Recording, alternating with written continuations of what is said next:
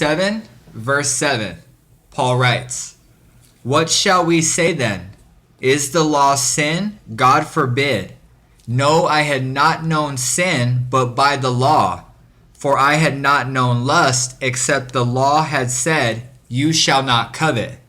So here at the start of this verse, Paul, he's asking a question. And he's actually referring back to the first 6 verses of this chapter where we learn that he says, "What shall we say then?" So really what he's about to say, he's starting to call into question the things that we talked about in these first 6 verses where we learned that man is not able to keep the law on his own accord, that he's not to keep his faith in his own doing of the law or his own obeying of the law.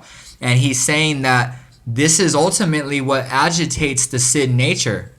Anytime our faith is moved off the cross of Christ into anything, including self-effort, religiosity, routines, regimens, and these are the things that Paul was experiencing because he did not understand the finished work of Christ.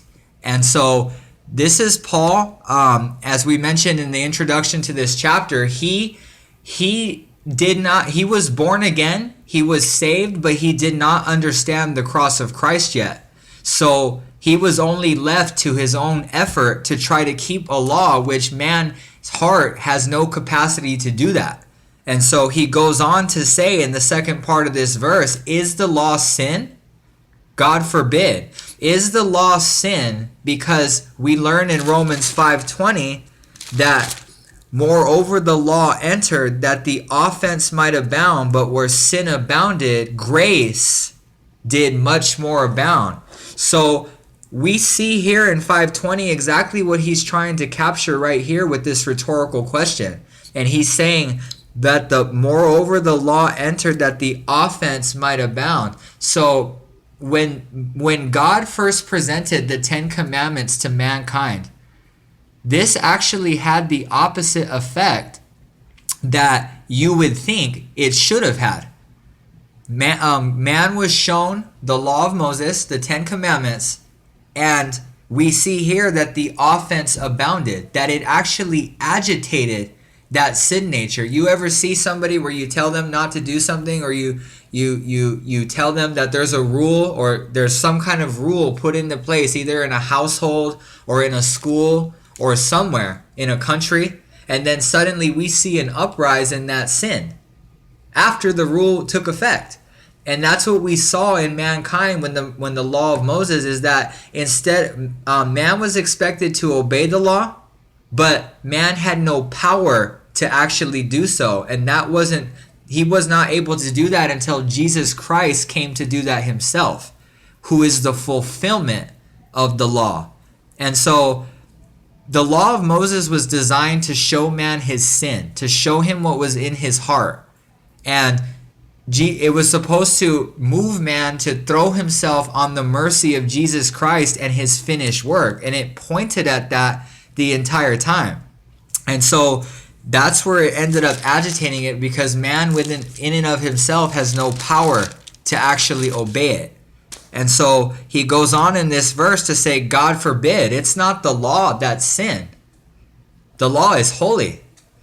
The law is just. The law is righteous. But other than by faith in what Jesus Christ did at the cross, man has no shot at keeping it. And that's important to understand. So we go on in this verse and it says, "No, I had not known sin, but by the law, for I had not known lust, except the law had said, 'You shall not covet.'"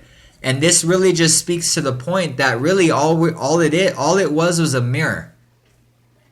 All it was a mirror.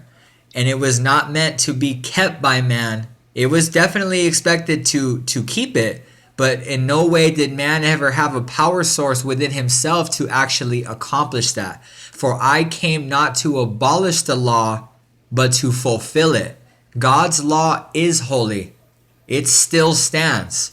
It is just the finished work of Jesus Christ and our faith being placed in it that gives us any shot at actually doing the things contained in it.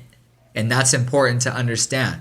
For by grace you have been saved through faith, and that not of yourselves. It is a gift of God. If you go in 1 Corinthians, you see that Paul is stressing the cross of Christ, lest the cross be made of none effect. Jesus Christ and him crucified. Christ crucified, the cross.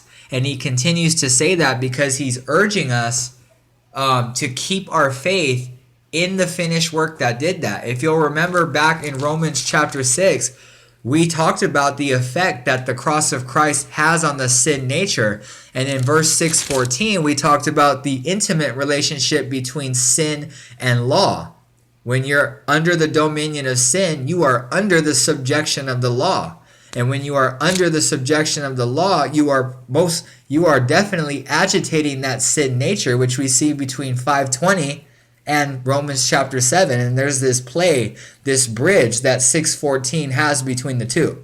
And so it's important to see that relationship and understand that only by faith in Jesus Christ and him crucified does that relationship change.